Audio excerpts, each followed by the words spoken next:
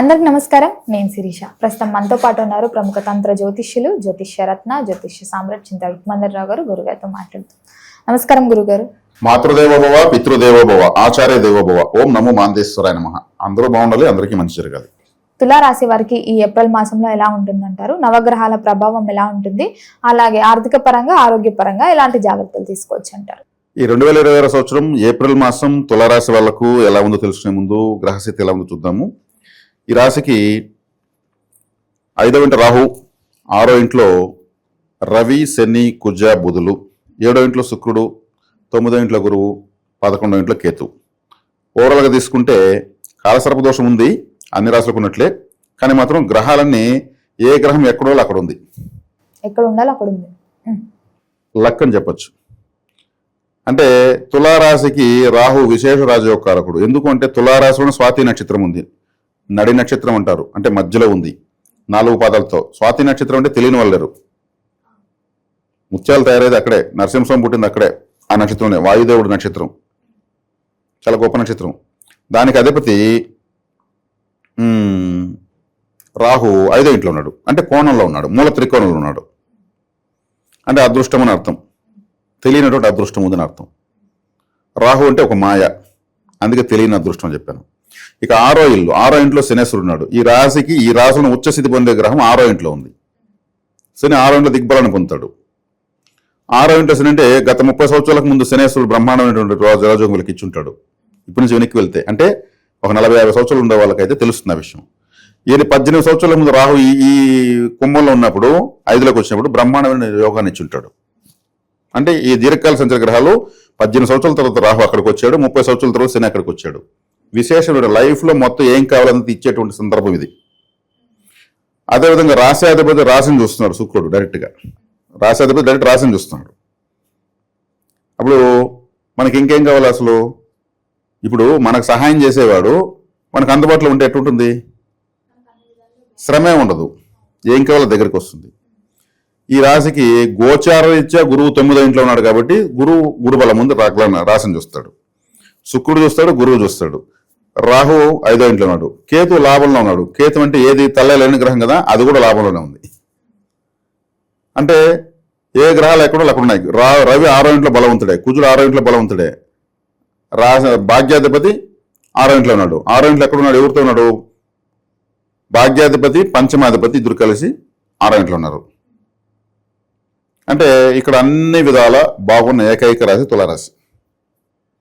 ఇప్పుడు ఏడా ఒక గ్రహం వ్యతిరేకంగా ఉంటే మనం చెప్దాం, అంటే స్థానాలతో సహా మనం వివరిస్తున్నాం ఇక్కడ. అంటే 6వ ఇంట్లో పాపగ్రహాల బలం ఎక్కువ. రాహువు ఈ రాశికి అధిపతి కాబట్టి పంచమంలో మూల త్రికోణంలో వచ్చాడు, అది మంచిది. లాభంలో కేతు, 9లో రాహు గురువు. ఇక్కడ వీళ్ళు సంపూర్ణంగా ఉంది ఈ మాసం అని చెప్పచ్చు, వీళ్ళ అదృష్టం అని చెప్పచ్చు. మరి బాగుండే గ్రహాన్ని పట్టుకొని మనం జాగ్రత్తలు చెప్పి దోషాలు చెప్పి మనకేదో యూట్యూబ్లో అవకాశం ఇచ్చారు కదనేసి చెప్పకూడదు. ఏదంటే అనవసరం సబ్జెక్ట్ వామిటింగ్ ఎత్తకూడదు. ఉన్న విషయం చెప్తున్నాం. ఈ గ్రహాలు మళ్ళీ మారుతాయి, మారినప్పుడు కొన్ని గ్రహాలు బాగుంటాయి, కొన్ని గ్రహాలు బాగుండవు. దాన్ని బట్టి బాగలేని కానీ పరిహారం చెప్తాం, బాగుండదని ఎంకరేజ్ చేస్తాం. ఇప్పుడు తులారాశి వాళ్ళకి అన్ని విధాలా బాగుంది. చక్కటి జీవిత భాగస్వామి, పెళ్లి కావాలనుకుంటే ఇప్పుడు ట్రై చేస్తే మంచి పెళ్లి అవుతుంది, మంచి భార్య వస్తుంది, భార్య వచ్చిన వరకు కలిసి వస్తుంది. లేదా ఆడవాళ్ళకైతే మంచి భర్త వస్తాడు. అందున ఇప్పుడు ప్రయత్నిస్తే వాళ్ళకి నచ్చినటువంటి జీవిత భాగస్వామి. అందం వేరు, నచ్చడం వేరు. అంటే కొంతమంది అనుకుంటారు అంత బాగుంది అమ్మాయి, ఈ అబ్బాయికి ఎందుకు నచ్చలేదు అనుకుంటారు. అతను నచ్చలేదు అంతే. లేదు అతను నచ్చిన అమ్మాయి అతను అందంగా ఉన్న అమ్మాయి కన్నా బాగుండదు, కానీ ఇతరులకు నచ్చుతుంది. అది ఫేట్ అంటారు, మ్యారేజ్ చేస్తారు మేడ్ ఇన్ హెవెన్ కాబట్టి. ఇక్కడ నచ్చిన జీవిత భాగస్వామి వస్తుందని చెప్పచ్చు. గురుగారు, మరి కొత్తగా ఉద్యోగ అవకాశాలు వస్తాయంటారా ఈ మాసంలో వీరికి? అన్ని అవకాశాలు వస్తాయండి, వీళ్ళకి రాని అవకాశాలు ఏంటో లేవు. వీళ్ళు ప్రయత్నించుకోకుండా వీళ్ళు వచ్చిన దుర్వినియోగం చేసుకోవడం అది వీళ్ళ స్వయంకృత అపరాధం తప్పితే వీళ్ళకి అన్ని అవకాశాలు బాగున్నాయి. చక్కగా 9లో గురువు ఉన్నాడు, దైవబలం ఉంది, వీళ్ళకి ప్రమోషన్స్ బాగుంటాయి. ప్లస్ ప్రపంచంలో ఎన్ని ఒడిదుడుకులున్నా వీళ్ళు మాత్రం ప్రశాంతంగా ఉంటారు, అన్నింటిని ఎంజాయ్ చేస్తుంటారు. గ్రహాలన్నీ బాగున్నాయి కదా, మరి పెట్టుబడులు పెట్టచ్చు అంటారా? బ్రహ్మాండంగా పెట్టుకోవచ్చు. తులారాశి అంటే వ్యాపారము, పెట్టుబడి. మరి ఆరోగ్యపరంగా ఎలా ఉంటుందంటారు? ఎలాంటి జాగ్రత్తలు తీసుకోవచ్చు అంటారు? ఆరోగ్యం అన్నారు కాబట్టి చెప్తున్నాను. ఇప్పుడు ఒక వ్యక్తి దగ్గర 1 లక్ష రూపాయలు ఉంటుంది, హ్యాపీగా ఉంటాడు. నా దగ్గర 1 లక్ష రూపాయలు ఉంది, ధైర్యంగా ఉంటాడు. అతనికి లో బీపీ ఉంటుందా? 1 లక్ష రూపాయలు జోబు చేతిలో లో బీపీ ఉంటుందా? ఉండదు. తక్కువ ఎవరైనా వచ్చి దొంగలించుకు వెళ్ళిపోతాడు. హై బీపీ స్టార్ట్ అవుతుంది. బీపీ అప్ అండ్ డౌన్ అయిపోతుంది. ఒక వ్యక్తికి కష్టాల్లో ఉంటాడు, డల్గా ఉంటాడు. ఎందుకంటే డబ్బులు ఏం చేయాలా ధైర్యం లేదు, అంటే లో బీపీ ఉంది. ఇప్పుడు తక్కువ 1 లక్ష రూపాయలు డబ్బు దొరుకుతుంది, బీపీ నార్మల్ అవుతుంది, ధైర్యం వచ్చేస్తుంది. అంటే ఇక్కడ లో బీపీ ఉన్న వ్యక్తి ఉప్పు ఎక్కువ తింటే హై బీపీ వస్తుంటారు, హై బీపీ ఉన్న వ్యక్తి ఉప్పు తగ్గిస్తే బీపీ తగ్గుతుంటారు. ఇక్కడ మనం ఉప్పు వాడాము ఇద్దరికి, ఈయనకేం ఉప్పు తగ్గించామా, ఆయన ఉప్పు పెంచామా? డబ్బులున్న వ్యక్తికి ఒక్కసారిగా బీపీ డౌన్ అయిపోయింది, డబ్బులు పూసింది కదా, అయ్యో ఒక్కసారి నా బీపీ డౌన్ అయిపోయింది అంటాడు కదా. ఉప్పు తిని బాబు అంటే వింటాడా? నాకు డబ్బు కావాలి నన్ను ఉప్పు తినమంటే అంటాడు. ఒక వ్యక్తి డల్గా ఉంటాడు, డబ్బులు ఉండవు, నాకు డబ్బు కావాలంటాం, నా బీపీ డౌన్ అయిపోయింది డబ్బు లేకుండా అంటాం. బీపీ డౌన్ ఉప్పు తినరా బాబు అంటే తింటాడా? పెరిగేదానికి డబ్బు కావాలంటాడు. అంటే ఆరోగ్యం అనేది మన సైకాలజీకి సంబంధించింది. మానసిక స్థితి కరెక్ట్గా ఉంటే డబ్బుకు సంబంధం ఉండదు, దేనికి సంబంధం ఉండదు.